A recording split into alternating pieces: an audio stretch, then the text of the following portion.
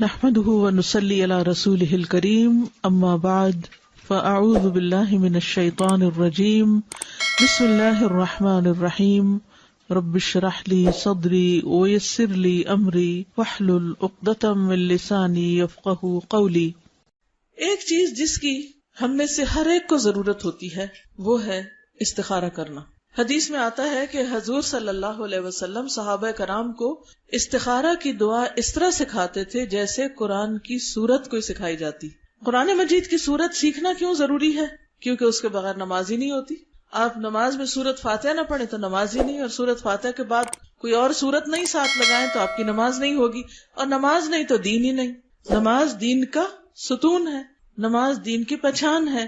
کوئی شخص اپنے آپ کو مسلمان کیسے کہہ سکتا ہے اگر وہ اللہ تعالیٰ کی یہ بات مانتا ہی نہیں، اس کے آگے جھکتا ہی نہیں، وہ بلائے تو آتا ہی نہیں۔ یہ 5 وقت بلاوا آتا ہے، آؤ اللہ کی طرف، حی علی الصلاۃ، حی علی الفلاح۔ کتنی مسجدیں پکار رہی ہوتی، آؤ نماز کی طرف، آؤ کامیابی کی طرف، لیکن کچھ لوگ پرواہ نہیں کرتے کہ انہیں کوئی پکار رہا ہے، اور ہر دفعہ ان کی غیر حاضری لگ جاتی، اور پھر ایک دن آئے گا کہ اللہ کے ہاں وہ غیر حاضری رجسٹر پیش کیا جائے گا کہ یہ بلانے پر بھی نہیں آئے تھے۔ آپ دیکھیے کہ اگر ہمیں کوئی بلائے، 1 دفعہ بلائے، 2 دفعہ بلائے، 3 دفعہ بلائے، اور ہم جائیں ہی نہ، اس کے ساتھ ہمارے تعلقات کیسے ہوں گے؟ پھر اگر ہم اس کو بلائیں گے تو وہ آئے گا؟ اللہ مہربان ہے، وہ پھر بھی ہماری دعا سن لیتا ہے، لیکن اگر وہ نہ سنے تو اس کا حق ہے، نہ سنے بے شک۔ کیوں؟ اس لیے کہ جب اس نے ہمیں بلایا تھا کہ میری عبادت کے لیے آؤ، حالانکہ اس کو ضرورت بھی کوئی نہیں، ہمارے ہی فائدے کے لیے ہم کو بلایا تھا، تو ہم حاضر نہیں ہوئے۔ اب اگر ہم اس کو بلاتے ہیں اور وہ ہماری دعا نہ سنے تو وہ ظالم نہیں، ظلم ہم نے خود اپنی جان پر کیا کہ اللہ سے کوئی تعلق نہیں رکھا۔ تو بہرحال ہم سب کے لیے لازم ہے کہ ہم اللہ تعالیٰ کی طرف رجوع کریں، خوشی میں بھی غمی میں بھی اللہ کو پکاریں۔ بات صرف اتنی ہے کہ ہم عام طور پر صرف غم کی حالت میں، دکھ کی حالت میں، مشکل میں، فکر مندی کے وقت اللہ کو پکارتے ہیں، لیکن جب اچھے حالات ہوتے ہیں تو اللہ کو بھول جاتے ہیں۔ جو 4 نمازیں پڑھتے ہیں تو وہ بھی چھوڑ بیٹھتے ہیں۔ کوئی شادی ہو، کوئی فنکشن ہو، پارٹی ہو، پکنک ہو، کتنے لوگ نماز پڑھتے ہیں؟ خوشی کے موقعوں پر عموماً لوگ ایسی مستی میں آتے ہیں کہ نماز چھوڑ دیتے ہیں، حالانکہ وہ تو نہ خوشی میں معاف ہے نہ غمی میں معاف ہے، تکلیف میں پھر اللہ کی طرف کچھ نہ کچھ رجوع کر ہی لیتے ہیں۔ تو بہرحال بات ہو رہی تھی استخارے کی۔ بہت سے لوگ استخارے کے معاملے میں غلط فہمی کا شکار ہیں۔ ان کو یہ نہیں پتا کہ استخارہ ہے کیا چیز، صرف سنی سنائی پر عمل کر رہے ہوتے ہیں۔ تو استخارہ کا لفظی مطلب ہوتا ہے خیر مانگنا، اللہ سے خیر کی دعا کرنا کہ یا اللہ جو کام ہم کرنے جا رہے ہیں اس میں خیر ہو، بھلائی ہو، اس کا انجام اچھا ہو۔ تو کوئی بھی جو اہم کام زندگی میں ہوتا ہے، مثلاً کاروبار ہے، شادی ہے، سفر ہے، اور اسی طرح کے اہم فیصلے ہوتے ہیں، کوئی جائیداد کی خریداری ہے، تو اس سے پہلے 2 رکعت نفل نماز پڑھی جاتی، اور نماز پڑھنے کے بعد دعائے استخارہ پڑھی جاتی۔ جیسے دعا مانگتے ہیں ہم، تو یہ دعا استخارے کی خود نبی صلی اللہ علیہ وسلم نے سکھائی۔ کیسے؟ جیسے قرآن کی سورت سکھاتے تھے۔ اتنی اہم چیز ہے، اتنی اہم دعا ہے۔ ہر انسان کی زندگی میں ایسے بہت سے معاملات پیش آتے ہیں جن میں فیصلہ کرنا بڑا مشکل کام ہوتا ہے۔ رشتہ دیں یا نہ دیں، یہ بزنس شروع کریں کہ نہ کریں، یہ گھر خریدیں کہ نہ، یہ بیچیں کہ نہ، دل میں ایک تردد اور ملال اور ایک خلل سا رہتا ہے۔ تو اس کا حل کیا ہے؟ اس سے چھٹکارا کیسے پائیں؟ کس پہ بھروسہ کریں؟ کس سے مشورہ کریں؟ کون ہم کو گائیڈ کرے کہ کیا کرنا چاہیے؟ تو ایسے میں اللہ ہی اصل خیر خواہ ہے، وہی اصل محبت کرنے والا ہے، اور وہی جاننے والا بھی ہے، وہی صحیح بتا سکتا ہے۔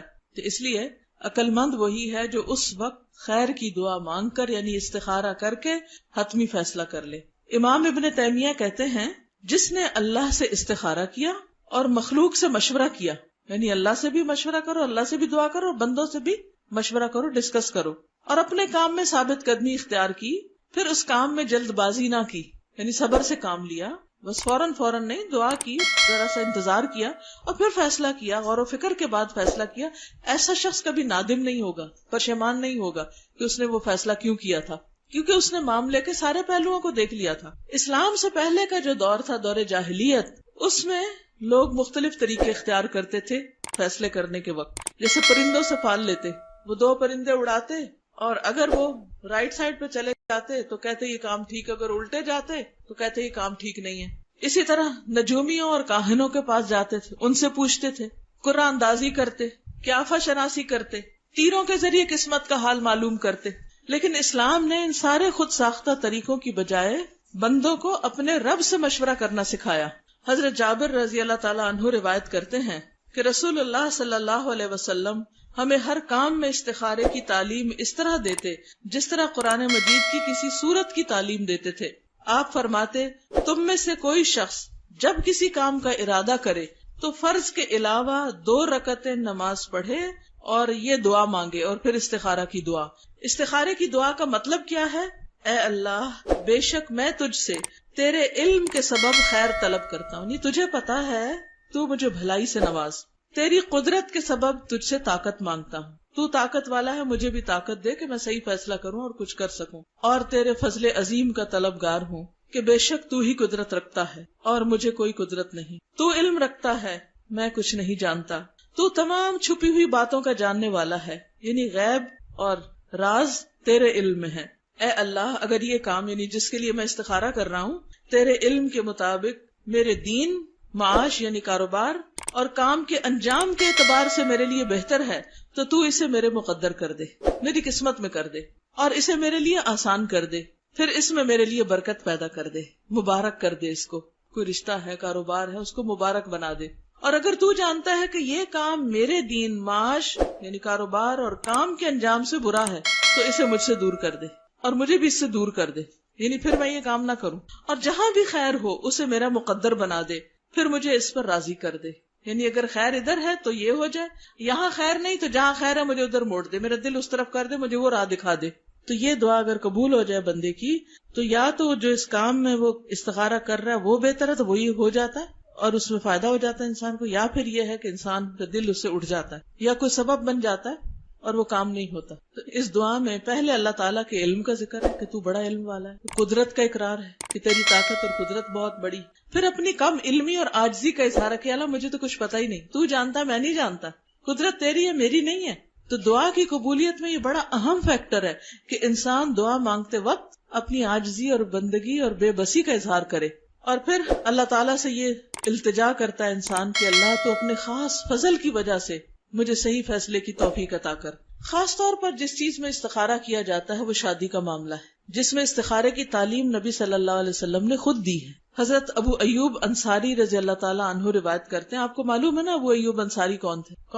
حضور صلی اللہ علیہ وسلم کے میزبان تھے، مدینہ میں ان کے گھر کے آگے اونٹنی رکی تھی اور آپ وہاں تشریف لے گئے تھے۔ تو ان سے روایت ہے کہ رسول اللہ صلی اللہ علیہ وسلم نے فرمایا، منگنی کے ارادے یعنی پیغام نکاح کو لوگوں پر ظاہر نہ کرو، یعنی اگر کہیں سے پروپوزل آیا ہے تو ہر ایک کو بتانا نہ شروع کر دو، اس کو چھپاؤ جب تک کوئی فائنل فیصلہ نہیں ہو جاتا، کیونکہ بعض اوقات کوئی اچھا رشتہ آتا ہے کبھی نظر بھی لگ جاتی، یا یہ ہے کہ اور جو حاسد ہوتے ہیں وہ باتیں کر کے ادھر ادھر خرابی کر دیتے ہیں، رشتہ ہونے نہیں پاتا۔